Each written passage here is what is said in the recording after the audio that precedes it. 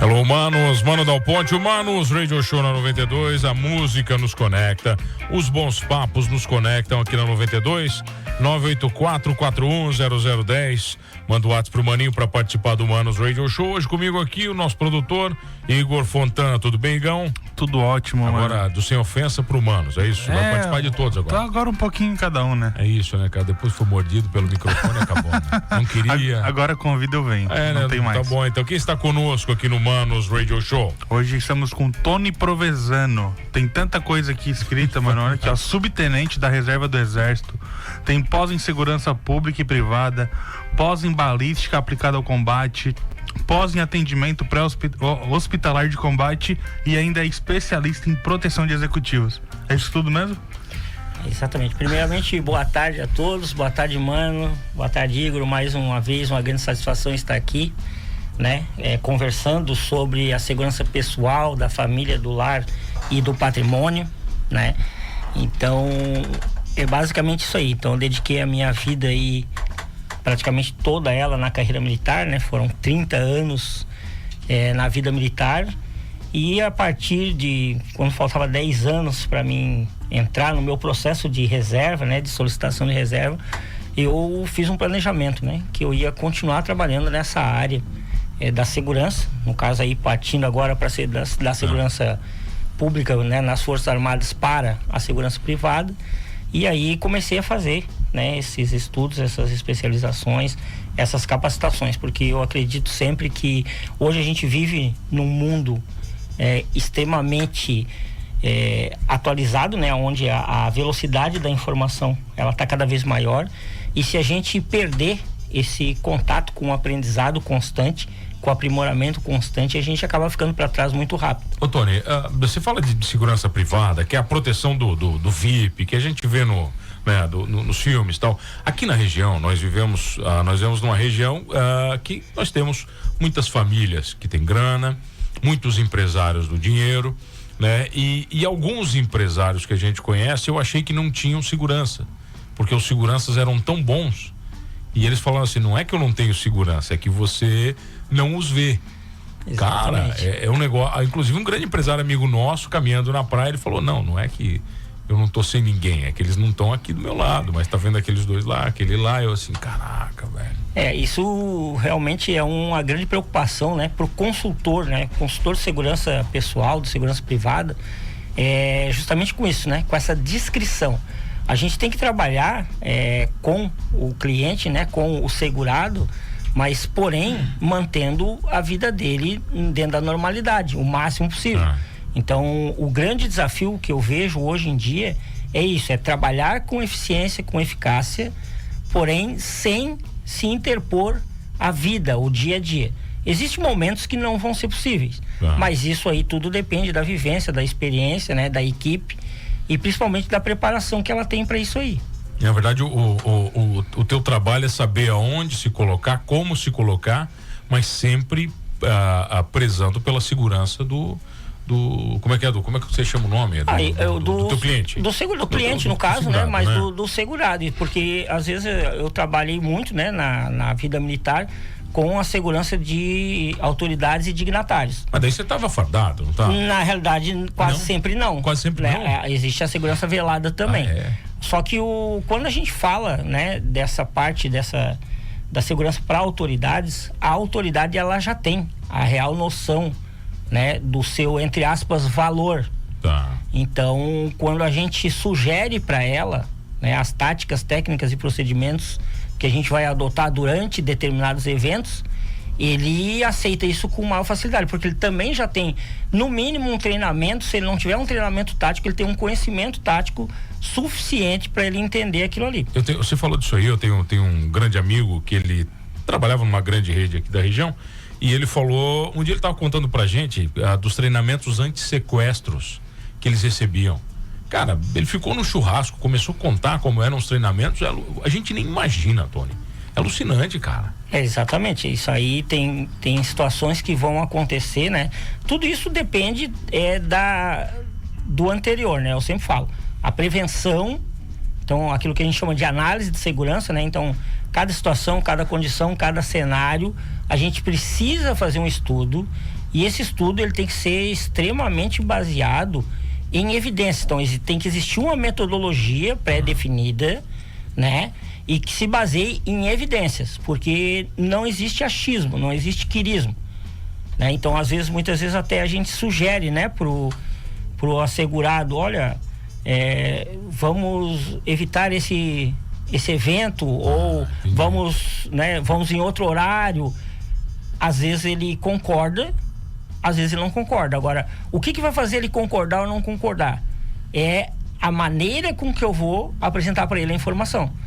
Então, se eu apresentar algo baseado em achismos ou quirismos, eu não vou ter como convencer ele. Então, por isso eu vou ter que botar dentro de uma planilha, dentro de uma metodologia. Tá. E eu sempre digo, né? O que a gente fala é o seguinte: a gente entrega pro dono do risco o tamanho do risco dele. Aí ele vai escolher até onde ele vai. Exatamente. Tá. Né? Sempre uma outra coisa, né? Um ditado militar muito antigo, muito sábio, né? Hoje muita gente confunde, né? Hierarquia e disciplina com manda quem pode, obedece quem tem juízo, e na verdade não é assim de forma alguma, né? Mas dentro da disciplina, a gente sempre fala o seguinte: o assessoramento ele vai até a tomada de decisão do comandante.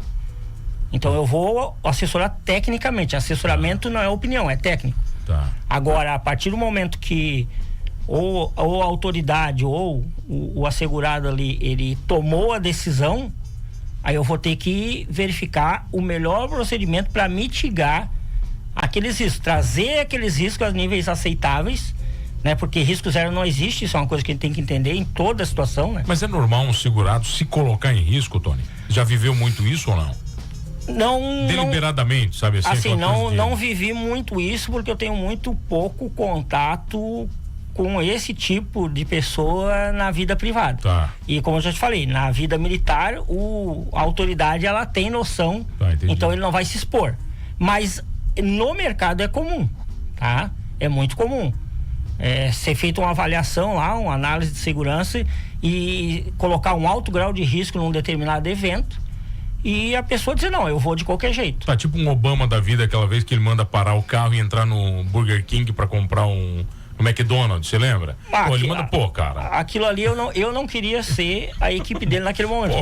Eu acho que principalmente, né, o que a gente chama de VIP, né, que é o segurança que é diretamente responsável pela autoridade. Tá. Né? Aquele cara, ele quase teve um infarto naquele momento. O Papa parando no meio do nada pra pegar as crianças, exatamente. No meio da multidão. Então, cara. assim, já passei por situações parecidas, né? Tá. Uma vez a gente estava no complexo de favelas da Maré e houve uma visita lá do arcebispo militar. Aí o arcebispo militar foi lá, visitou a força de pacificação e achou o trabalho ali muito bom e quis apresentar para uma delegação de padres, bispos e arcebispos. Foram 42 pessoas. Nossa. Cara, aquilo ali para nós foi o caos, porque tu imagina, dentro de uma comunidade que estava em uma situação de litígio, estava sob uma interdição federal, você ter 42 religiosos, né, entrando e saindo em tudo que era casa, abraçando todo mundo na rua, né? Foi feito, conseguimos fazer. Mas foi planejamento. A gente teve que dissuadir ali, no mínimo, a gente teve que adiar 2 vezes. Eles queriam para ontem. A gente, no mínimo. Calma, não é no assim. mínimo, um tempo de planejamento, um tempo de levantamento, um tempo de levantamento de inteligência, para o mínimo possível a gente conseguir dar. Conseguimos fazer. Mas foi realmente difícil. Ô, Tony, mas por exemplo, quando é que eu né, um afegão médio, como diz o Dino, comecei a ganhar dinheiro, comecei a ganhar grana, tô ganhando grana, quando é que eu sei que eu preciso de segurança? Tem algum momento específico? Aí isso aí vai depender de vários fatores, né? Por isso que, assim, quando a gente trabalha com a segurança pessoal, né, geralmente a intenção ela acaba partindo ou da pessoa, por ele entender que ele está nesse grau de risco, né? Por ele entender que ele já começa a ter um grau de exposição maior e esse grau de exposição pode trazer perigos e riscos para ele, ou às vezes no caso de empresas, né? A empresa entende que aquele executivo ou aquele aquele grupo de executivos, ela é um ativo importante para a empresa, e se algo acontecer, vai trazer prejuízo, seja moral, seja financeiro, né? Seja legal, mas vai trazer algum tipo de prejuízo. Então aí a própria empresa, ela vai já impor essa necessidade, né? Agora, existe casos às vezes de famílias que geralmente depois de um evento, sofreu uma tentativa de assalto, ou voltou de umas férias, chegou em casa, a casa tinha sido assaltada, aí ele começa a verificar, né? Começa a entender realmente que ele começa a poder ser um potencial alvo, e aí ele vai começar a tratar. E o que, na minha função, né, que é a consultoria, assim, o que eu gosto sempre de falar pro pessoal é assim, eu vou comprar um carro blindado? Depende. Eu vou ter que ir lá e vou ter que fazer uma análise, vou ter que avaliar, é aquilo que eu falei, entregar para o dono do risco o tamanho do risco dele. E aí a gente vai dizer, olha, você não precisa, só uma mudança de rotina já é o suficiente, só uma mudança de mentalidade, ou às vezes não, às vezes, realmente, olha, você, seus filhos, a necessidade de ter, né, um segurança pessoal ali, ou uma equipe de segurança pessoal, ela, nesse grau de risco, aí eu vou dar o grau de risco para ele. Ele vai analisar, vai tomar a decisão. Vamos lá. Ô, Tony, vamos simular que vai vir um político importante aqui para Criciúma, e ele decidiu ir lá na Praça do Congresso, por exemplo. Vai discursar na Praça do Congresso, cheio de prédio ao redor.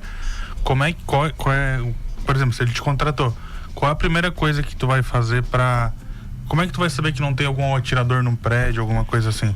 Aí já é quando a gente fala em político, tá? Depende do nível, né, do político. Eu vou dar um exemplo bem prático. Uma coisa que aconteceu aqui, visita do Michel Temer na SIC, tá? Na época, o comandante do 28 GAC, por designação, ele é o chefe de segurança diária. Ele veio como presidente? Ele veio como vice-presidente. Ele era vice-presidente, mas ele veio para uma palestra ali na SIC, né? Mas ele era o vice-presidente. Então, o que acontece? Isso vem uma viagem precursora do GSI. Essa viagem precursora, ela faz o levantamento e ela designa. No caso ali, na época, foi designado o comandante do 28 GAC como o comandante de segurança diária, o chefe de segurança diária, né? E ele delegou a função ao auxiliar, o oficial de operações dele, que era um capitão na época, que era o nosso capitão S3. E eu, como auxiliar de operações, né, trabalhei junto com o capitão nesse levantamento. Então a gente fez todo o levantamento, desde chegada no aeroporto, os itinerários, horários, maior fluxo, menor fluxo, itinerários alternativos, rotas alternativas. Isso foi feito uma reunião com toda a segurança pública, né? Então vem ali a Polícia Militar, vem a Polícia Civil, vem a Polícia Federal. Aí cada órgão especializado vai fazer um tipo de varredura. Por exemplo, vem o BOP aqui, os atiradores do BOP vão ali, vão fazer essa varredura, no caso de autoridades, né? Vão fazer essa varredura, né? Aí vão fazer levantamento, né? Aí vem o pessoal do esquadrão antibomba, vai fazer varredura, vem cachorro, né? Então é feito toda a varredura, todo o isolamento de uma área. Isso tudo tem um perímetro padrão, né? A partir daquelas informações que foram analisadas ali por todas, né? Por todos os órgãos de inteligência de todas essas instituições, aí a gente chega num planejamento final. Aí a gente apresenta uma proposta. Depois disso, essa proposta ainda é avaliada pelo próprio Gabinete de Segurança Institucional, no caso do vice-presidente, né? No próprio gabinete dele, eles vão avaliar. Isso, aí a viagem precursora vem, vai olhar tudo, vai confirmar, né? Vai ver aquilo que... Você entrega o quê? Foto, vídeo, vai tudo? Aí é tudo, aí tem relatório, né? Tem mapa, planilhas, tudo? Isso, tudo tem que ser... Como eu falei, é tudo em metodologia, nada pode ser achismo. Então tem lá um POP, né? No Exército a gente chama POP, Procedimento Operacional Padrão. É um documento, vamos chamar assim, para o público em geral entender, um checklist. Então tem um checklist ali, você tem que ir ticando aquele checklist, e aquele checklist tem um padrão, né? Probabilidade que aconteça, severidade, né? Consequência em caso que aconteça. Aí você tem uma forma para calcular o grau de risco para cada situação, né? Cada momento, vai ter uma passagem de um ponto crítico, por exemplo, uma passagem de um viaduto. Aquilo ali é um ponto crítico, alguém pode jogar alguma coisa ali de cima, pode...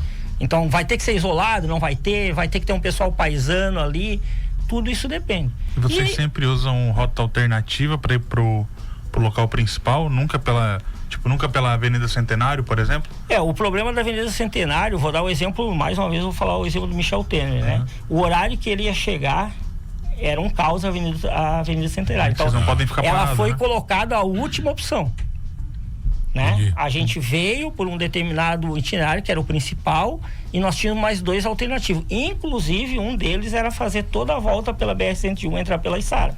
Era o mais longo, era o né? Mas o mais seguro? Não, mas não foi o mais seguro. Não foi o mais seguro. Mas foi considerado, apesar de ser muito mais longo. Caraca. Né? Tivemos um exemplo agora, num programa que tu fez há um tempo atrás, com o rapaz está organizando essa vinda do Paulo Guedes. O Fernando Sabino. O Sabino, então, isso. Por exemplo, nesse caso, teve a questão ali, né, do Paulo Guedes não querer se deslocar. Ele comentou ali, né? Não querer se deslocar de via terrestre de Florianópolis até aqui. Sim. E por isso foi alterado não, né? Foi conseguido um horário para chegar no aeroporto de Jaguaruna. Sim. E eu me lembro que ele comentou que nesse caso a questão para pegar esse avião, o horário que o Paulo Guedes vai ter que passar na linha amarela lá no Rio. E na vermelha, né? Na vermelha, desculpa. Lá no Rio de Janeiro. Na linha vermelha lá no Rio de Janeiro, para ir pro Galeão. Então, quer dizer, até isso tu tem que pensar. Mas daí o cara tá preocupado, o Paulo Guedes tá preocupado com Criciúma. Você tem que passar uma linha vermelha no Rio de Janeiro, né? Mas aí ele tem que se preocupar, porque cada local vai ter um grau. Entendi. E aí que às vezes vem a questão do consultor de segurança, né? Aonde que começa, onde que termina a responsabilidade do consultor? Né? A minha responsabilidade vai começar com ele saindo da casa dele lá no Rio, ou vai começar com ele descendo no aeroporto aqui em Jaguaruna? E o planejamento é completamente diferente. Entendi. Entendeu? Tem que avaliar critérios completamente diferentes. Dentro do voo, por exemplo, o que você vai fazer? Aí que eu tô dizendo, problema, né? É responsabilidade minha o voo, não é? Vai ter uma equipe dentro do voo, não vai ter? Então tudo isso são coisas que essa equipe que vem com ele, é uma equipe que eu conheço ou não? Ô Tony, eu falei pra você, eu passei por 2 situações, acho que foi 2003, um show do Zé Ramalho, onde o governador na época, que era o Luiz Henrique, poderia chegar no meio do show. E aí eu recebi o pessoal da segurança, não lembro do nome do órgão lá, eles vieram conversar comigo sobre a Casa Militar, né? Isso, o governador do estado, né? Os protocolos que eu teria que fazer, e uma das determinações é que o Zé Ramalho parasse o show pro governador discursar. Eu falei, rapaz, eu acho melhor o governador não vir. Porque o Zé Ramalho, eu não vou. O Zé Ramalho tá louco, Tony, tá chapado. Como é que eu vou chegar pro cara, vou dizer pro cara, para o show pro governador? Falei, eu acho melhor o governador não vir no show. Verdade, cara, porque não tem como, cara. Tem coisa que não era obrigado, tinha que parar, ele tinha que anunciar o governador. Falei, não vai rolar. Aí eu vou te falar uma coisa, aí isso aí não é, aí é importante a gente aí não é segurança. Porque isso não é responsabilidade da equipe de segurança, é responsabilidade do protocolo. Aí é protocolo, tá? Só que aí é a questão, seja na segurança da autoridade, seja na segurança privada, isso é outra coisa que muitas vezes por falta de o apoio de um consultor com experiência, os órgãos não se falam. Entendi. O protocolo é segurança. Então, por exemplo, o cara vai lá e faz o evento, vão lá numa empresa. O evento vai lá, cria todo o evento. O protocolo vai lá, cria todo o protocolo. E a segurança vai lá e diz assim, não, isso aqui não vai funcionar. Não vai dar certo assim. Porque não fizeram juntos, tem que sentar. Não fizeram juntos. Tem que sentar. Aí quando eu vou lá avaliar o ambiente, eu vou dizer, não, esse local aqui não vai dar, a exposição dele aqui não vai, por isso ou por isso. Aí, quem que ganha essa briga, essa queda de braço? Né? Aquele que, na verdade, a decisão vai caber ao executivo, à autoridade, no caso, ao protegido. Ele vai escolher se vai... Ele vai dizer. Entendi. Aí, agora, se a gente conseguir fazer isso com antecipação, a gente, além de fazer tudo bem organizado, fazer com que o evento saia da maneira que tem que sair, a gente ainda faz com segurança. Ô Tony, a outra que eu lembro, acho que eu até comentei com você, que foi o Eduardo Bolsonaro aqui na época, no auge da pandemia, que a gente, no primeiro programa do Transtornados, ele foi o convidado, e aí ele e vários outros políticos estiveram aqui, nós recebemos a visita à tarde do pessoal da segurança, tal, foi um negócio Bom, analisaram tudo aqui em volta, cara. E o pessoal apaisana também. Apaisana, já tinha uma galera diferente, olhava pra rua assim, nunca vi esse picolezeiro aqui né? Sabe assim, aquele cara, né, os caras estranhos, assim, aquele cara dos churros lá nunca teve aqui, né, sabe? Mas isso é verdade, acontece, né, Tony? Tem muito isso, cara. Com certeza, isso aí, o que eu digo, dependendo do grau de exposição, dependendo do que a equipe considerar, né? De risco? Vai existir. Né? Provavelmente ali tinha 2 ou 3 carros, além do carro que estava com ele da comitiva, devia ter posicionado em alguns lugares carro reserva. Antônio, por que o cinema sempre coloca a van preta como segurança? Não dá muito o cinema sempre determina que a van preta é do segurança, já dá na cara, já que é de segurança, pô. Mas aí é o seguinte, aí é a segurança ostensiva, né? É aquele caso da ostensiva, porque, por exemplo, assim, ó. Quer mostrar mesmo que é? É um carro que, por exemplo, numa direção ofensiva, é um carro que ele é maior, você vai conseguir empurrar carros menores. É um carro que, por sua capacidade de blindagem, é um carro que tem mais probabilidade, é um carro mais alto. E para a blindagem, né, existe um desequilíbrio entre o peso e a largura, às vezes a estrutura, a base do carro, que dificulta determinadas manobras. Então é uma série de coisas que são avaliadas. Não é aleatório. Não é estético. Não é aleatório. Agora, por exemplo, quando o evento ele tem que ser discreto, aí a gente tem os processos para fazer aquilo ser o mais discreto possível. Entendi. Né? Vendo um Corsinha. Pode ser. Não, pode ser, né? Justamente você vai se adaptar, né? Pode se colocar às vezes um comboio em determinado itinerário e a autoridade se deslocar por um itinerário alternativo numa condição mais discreta. Na verdade, já fez isso de a autoridade não estar no comboio principal, isso é normal? Não é que seja normal, mas é bem provável, dependendo da análise de risco, da necessidade do tipo de autoridade, pode acontecer. Entendi, a autoridade não está no comboio que você acha que ela está. Pode ser, pode acontecer. O artista não está no hotel que divulgou que está. Exatamente. Teve um artista que saiu aqui do Fórum de Criciúma no porta-mala de um carro, você sabe dessa história? Não, famoso. Eu não sei, mas não se acredita. Não, tem os amigos nossos aí que contaram, hein? Tem filho aqui em Criciúma, tudo aí, famoso. Né? Cara famoso da TV aí, saiu num porta-mala escondido aí. Pode acontecer, né? Ele não tinha segurança suficiente, eu acho. Pode acontecer. Porque ele estava preparado. Ô, Igor, quem está conosco aqui hoje? Hoje estamos com o Tony Provenzano, especialista em segurança. Olha só, Tony, o nosso desafio qual é? Eu te falei, com o Igão. Nós temos que levar o Igor lá no 9 milímetros para ele atirar pela primeira vez. Com certeza. Pô, Tony, você não vai deixar eu fazer isso sozinho, você tem que ir lá comigo. Inclusive agora, né, pelo novo entendimento aí da Polícia Federal, essa questão do tiro para realmente a adaptação, ele vai passar a ser possível realizar, né? Legal, então. Não é como era antes, né? Não era liberado como era antes, mas em determinadas condições. Pra adaptação? Exatamente. Se contigo tá liberado. Não é bem assim. Aí que ele não libera. Aí que não libera. Exatamente. Não, aí que não. Aí tu tá falando o cara errado, ele não vai liberar mesmo. Fui no lado errado, então. Foi no lado errado. A gente já volta aqui no Manos Radio Show. Tony Provenzano comigo, sempre um bom papo aqui na 92. O Manos Radio Show na 92, a música nos conecta. O que mais nos conecta, Igor Fontana?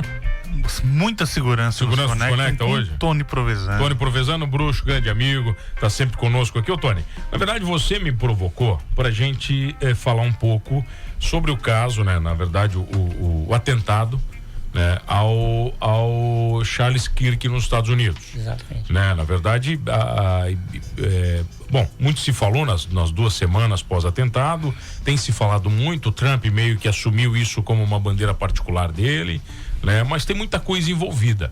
Quando você analisa aquele atentado, que você veio aqui conversar comigo outra vez sobre aquele atentado ao próprio Trump, né? A gente, no Clube do Golfe, a gente falou sobre aquilo, tal, as falhas de segurança, né? No caso ali do Charles ali, como é que você entendeu tudo aquilo? Cara, ali é um caso bastante difícil da gente avaliar, né? Porque ainda, apesar de ter disseminação de informações, mas essas informações ainda estão bastante entrucadas, né? Eu estava até comentando ontem mesmo em casa, comentando com a minha esposa sobre alguns aspectos ali, né? Como ela é professora de inglês, ela morou muitos anos nos Estados Unidos, Então ela compreende, às vezes, principalmente a questão da cultura, né? Da repercussão local. E nós estávamos debatendo sobre isso aí. E aí fica o que pode se falar, né? Daquele evento. Primeiramente, nítido, assim como houve no caso do Trump, não estou aqui criticando o trabalho de ninguém, eu só estou tecnicamente avaliando, houve falha na segurança. Aí eu não sei, eu não conheço a postura, eu não conhecia, né, a postura do Kirk com relação como é que ele é, mas ele é uma pessoa de altíssima exposição, de altíssimo nível de exposição. Até porque existe um histórico muito grande de ataques, né? Ataques morais, ataques ideológicos, né? Seja presencial, seja pela internet, com relação a tudo aquilo que ele falava. Então isso aí, na minha avaliação, isso aí tinha que ser colocado uma prioridade muito alta para a segurança dele, né? Deveria ser levado em consideração. Alguns, por sua índole, né, acham que não, acham que estar protegidos, acham de alguma forma, né, poderia dar um entendimento errado para as pessoas e por isso optam por não. Mas ele não tinha segurança ou tinha, pelo que você vê ali? Tem, tanto é que teve gente que atendeu ele, né? Mas assim, talvez o grau, né, da preocupação, da avaliação, aí eu não posso culpar, não sei quem é o consultor de segurança dele, não posso culpar a equipe, talvez pode ser aquilo, a decisão dele, não, eu não quero tudo isso, eu prefiro estar mais próximo do povo, né? Enfim, agora a grande questão desse caso do Kirk, do caso do assassinato da ucraniana no metrô, né? O que a gente vê e o que é dado, né, nível mundial, então o FBI ele faz um estudo muito aprofundado sobre isso já há muito tempo, né? É que 99% em média desses eventos eles são causados por homens, né? Pessoas do sexo masculino, tá? Tem aí, aqui no Brasil a gente acabou, eu estava fazendo uma consultoria aí mês passado aí para segurança nas escolas aí no oeste de Santa Catarina, nós estávamos avaliando aí, no Brasil a gente avaliou 45 casos de agressores ativos em escola, só um deles foi uma mulher. E o que a gente entende disso aí, né? É a questão da fragilização do homem, né? Por quê? Porque hoje em dia, né, tem muita gente que confunde duas coisas que são importantes, né? Tem gente que confunde masculinidade com machismo, que são coisas diferentes, e confunde agressividade com violência. Então o mundo hoje, a tendência do mundo hoje é para diminuir masculinidade e agressividade, né? Mal interpretando para machismo e violência. Tem um podcast até, tava vendo semana passada um podcast aí, em que o cara falou uma coisa que eu achei muito importante, muito interessante. Ser pacífico só é uma virtude para quem é capaz de gerar agressividade. Ele falou. Por quê? Porque se eu não tenho condições de defender a minha família, né? De contrapor uma ofensa à minha filha, à minha esposa, ser pacífico não é virtude. É o que sobra para mim. Eu sou fraco, se eu for ali eu vou apanhar. A virtude da paz é só para quem pode ser... Só para quem pode ser agressivo. E a agressividade não é violência. É reação. É reação. O que é violência? Violência é a agressividade descontrolada. E aonde que acontece a agressividade descontrolada? Quando essa agressividade natural do ser humano, isso principalmente o homem. O homem é protetor e provedor desde a sua origem, né? Desde a sua origem. Então, ele tem isso, está implícito em si. Para quem entende, estuda um pouquinho a neurociência, a teoria do cérebro trino, a gente tem uma parte do nosso cérebro chamado cérebro reptiliano, que traz toda a nossa memória genética, toda a nossa memória ancestral. Então o homem tem sim necessidade de agressividade, mas como proteção. Um instinto de proteção. Instinto de proteção, como segurança. Só que isso vai sendo colocado, isso vai sendo preso, vai sendo enclausurado por várias convenções, por várias pressões sociais. Quando esse cara ele explode na violência. E foi o caso, é nítido. Quem olhar as cenas do caso daquela moça no metrô, ela não era o alvo. Ele não estava ali esperando ela. Ele não fez um planejamento por ela, porque ela era ucraniana, né? Porque ela estava no país dele, não. Ele estava ali esperando qualquer pessoa. A pessoa, e geralmente a pessoa mais frágil, a pessoa com menos capacidade de resistência. É isso que eles observam. Então isso é um surto. Ele já está num surto psicótico. E a simples presença, o simples estereótipo daquela moça foi o necessário para o estopim para ele explodir nessa violência. Agora, o que mais me chamou a atenção naquele caso, o que mais me chamou a atenção também no caso do próprio Kirk, é a falta de atitude das demais pessoas que estavam no local. Ninguém se abalou. Ninguém fez o gesto, ninguém teve a dúvida se ia intervir naquilo ali ou não. No caso da moça ali, tem vários homens dentro daquele vagão que se levantaram e foram embora, ou outros continuaram mexendo no seu celular. É nítido, só ver o vídeo que a gente vê isso aí. Enquanto ela estava ali agonizando, até que desmaiou, até que caiu inerte ali no chão, né? Ninguém respondeu àquela agressão. Por quê? Por causa disso, a gente às vezes é massificado, né? Eu não posso ser violento. Não, mas ninguém, não é para ser violento. Se proteger não é violência. E aí a gente vai na legislação, né? No que para nós é legítima defesa.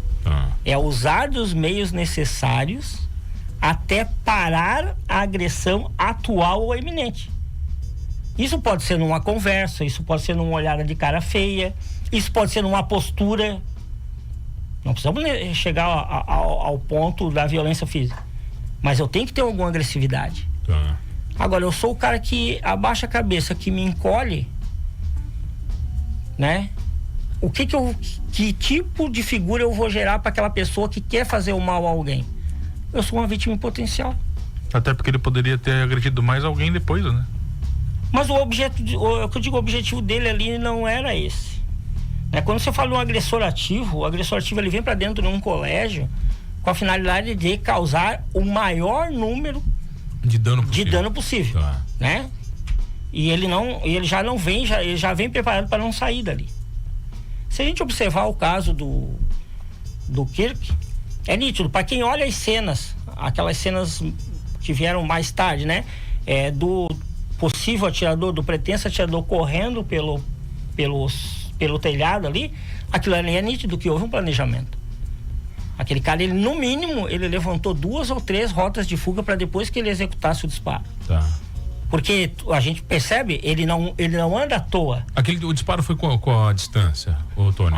Eu não avaliei a distância ainda, porque ainda tem bastante coisa ali. Por exemplo, agora surgiu ali um, entre aspas, especialista ali, falando sobre a munição. Aí tem vários detalhes que teria que ter ali, né? Que ter que ser mais claro, né? Pra gente poder avaliar um pouco mais isso aí. Mas o fato é que executado o disparo, né? Ele atingiu, no caso ali, o pescoço, né? E acabou trazendo a óbito ali a vítima, no caso, certo? Mas o que a gente percebe ali é que esse garoto que aparece ali não estou dizendo que é o mesmo que... O que aparece correndo nas imagens é nítido. A gente percebe nitidamente que ele tinha um plano. Ele tá indo para algum lugar, né? Quando ele tomou a posição dele, ele levantou no mínimo, eu calculo ali, no mínimo 3 rotas de fuga para ele se evadir depois do disparo. Então foi algo planejado, não foi algo, né? Tanto é que já leva um fuzil, já leva um armamento, uma munição específica, né? Então não é. Às vezes a gente fala, né, desses eventos aí, de agressores em colégio, Houve o caso do garoto ali, que ele foi onde seria o alvo dele, né? O primeiro colégio. E quando ele chegou lá, ele mesmo relatou que os alunos eram velhos demais. Então aqueles alunos poderiam reagir contra ele. Ele saiu dali e foi buscar uma escola de crianças menores. Nossa. E lá ele executou. Então, ou seja, o objetivo dele é simplesmente causar o dano. Ele não tem um alvo específico. É diferente de quem tem um alvo específico, quem efetivamente... No caso ali, queria o Kirk, né? Quer dizer, nesse ele caso, agora, por que ele queria isso? A questão da intolerância, né? O ser humano em geral, e aí eu vou voltar no quesito agressividade, e mais uma vez não estou falando de violência, é o contrário. Mas, por exemplo, a gente está sendo doutrinado, vou falar assim o termo, a nos colocarmos numa posição passiva sempre. E a agressividade natural do ser humano está sendo tolhida. Então, tudo que me joga eu aceito. Só que tem outra coisa, a internet ela está trazendo para nós uma coisa que a gente chama de bolha social. O algoritmo, ele joga para mim aquilo que eu gosto de ouvir, aquilo que eu quero ouvir. Então eu começo a acreditar que só aquilo que eu acredito é a verdade absoluta, porque eu sou inundado por aquele tipo de informação. Quando eu tomo um não, quando eu vejo algo contra, aquilo começa a me causar mal-estar, porque eu não consigo aceitar. Sim. A gente não tá mais, mano, o jovem principalmente, aí eu vou falar o jovem porque é o futuro adulto, né? É o futuro que pode... A gente não tem mais. Na nossa época nós ia pro colégio, nós brigávamos, te pega no final da sala, né? No final da aula e resolvi, acabou-se.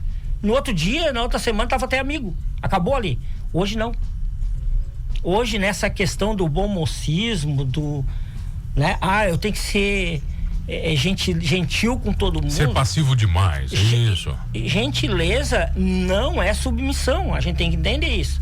Só que eu vou sendo gentil, entre aspas, gentil, aquilo vai... Quando eu explodo, não é mais a agressividade controlada, é a violência. E a violência é o contrário da agressividade controlada, é a agressividade descontrolada. E aí esse cara gera um mal. Mas, Tony, e quem tá ali para defender a pessoa? Eu não acredito muito nas pessoas pacíficas demais, tá? Eu sempre fico um pouco preocupado, Tony. Quando o cara é muito pacifista, eu fico muito preocupado. Eu gosto mais do cara que já explode e já fala as coisas na cara, pelo menos tu conhece o cara, pô.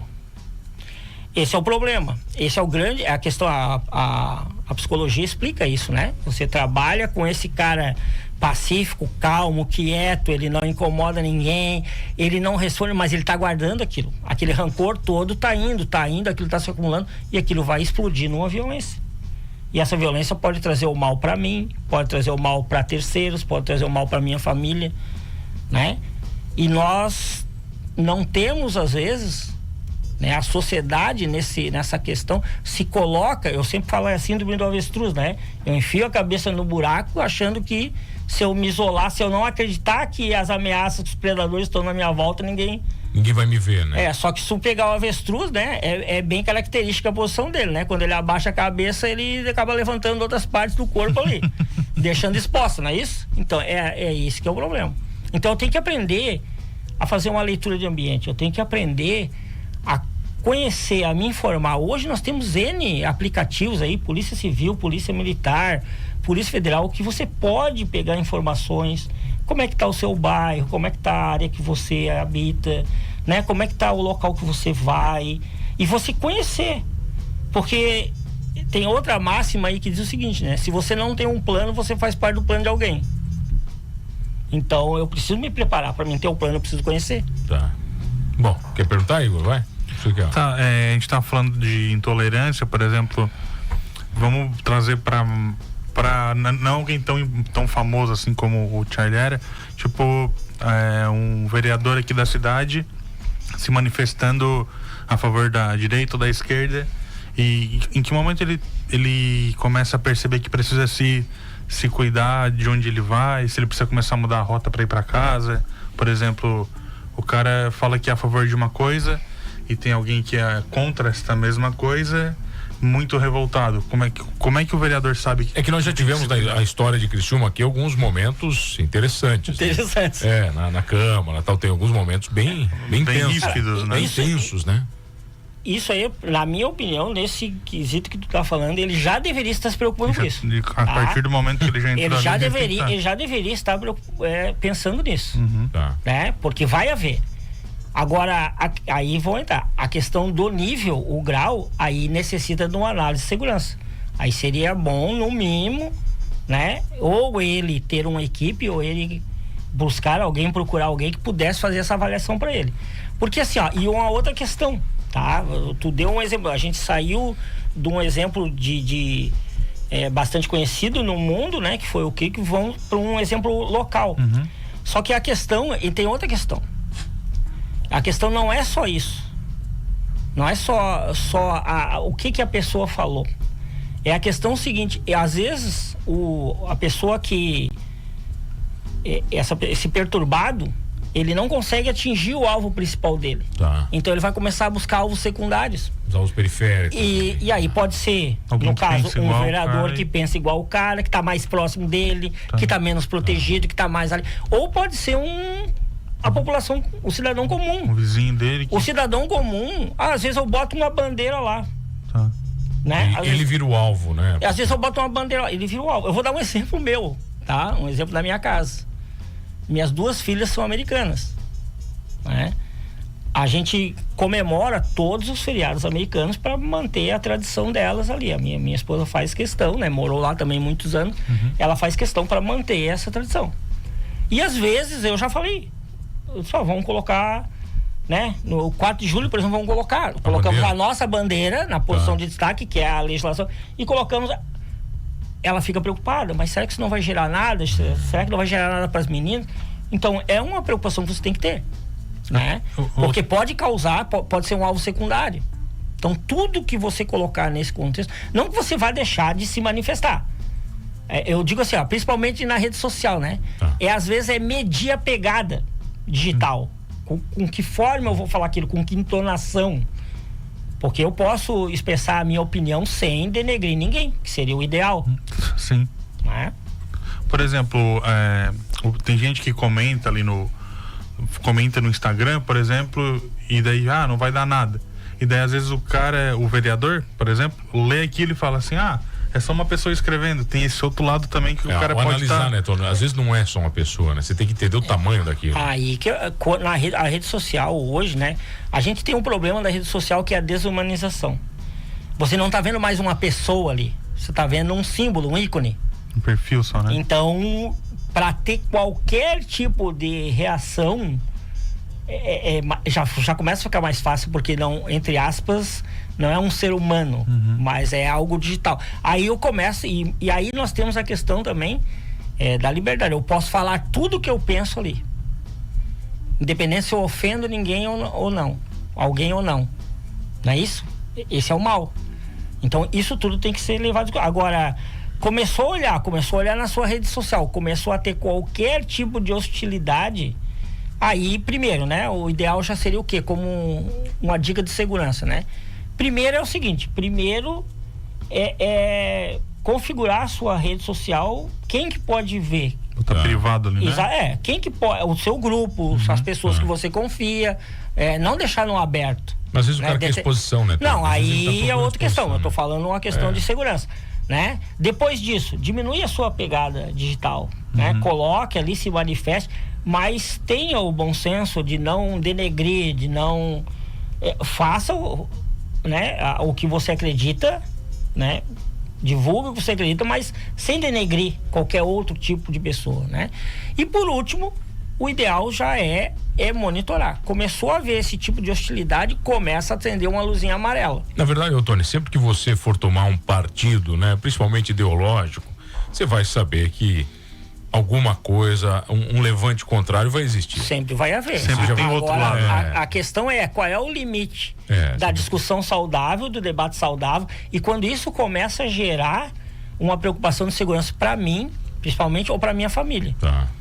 Né? Então eu já tenho que desde cedo começar a analisar isso aí. Para onde vai cada coisa? Para onde vai, né? Que nível, essa hostilidade, que nível que tipo de, né? Existe formas de analisar. Sim. Então, mas daí você faz o seguinte, o pessoal te contrata que você analisa para as pessoas, pode ser mais fácil. Você não vai ficar dando aula de graça pros outros aqui também. Chega, né? O consultoria de graça você já deu demais. Tony Provenzano, bruxo, qual é o Instagram, o pessoal te achar? É Provenzano Tactical, tá? Provenzano com S e Tactical com o T mudo ali, né? O Tactical em inglês, tá? Esse é o nosso Instagram. Só procura lá, tem tudo lá. Procura lá que bom demais. ali à disposição. Ou vai no Insta da 92, que amanhã já vai estar o corte dele, já vai estar marcado o Tony vai ter matéria no site, tudo isso. Erro. Tudo vai lá agora? Tudo certinho. Fechado, Tony, sempre um prazer, sempre um papo maravilhoso, cara.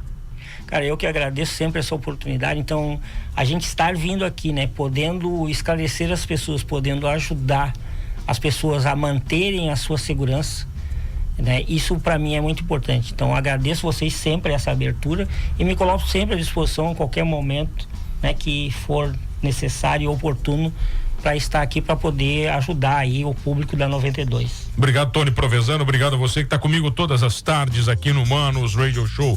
E não esqueça de uma coisa, nesse programa, quer comentar, Tony? Somos todos humanos? Acabou? Acabou, então tá bom. Valeu.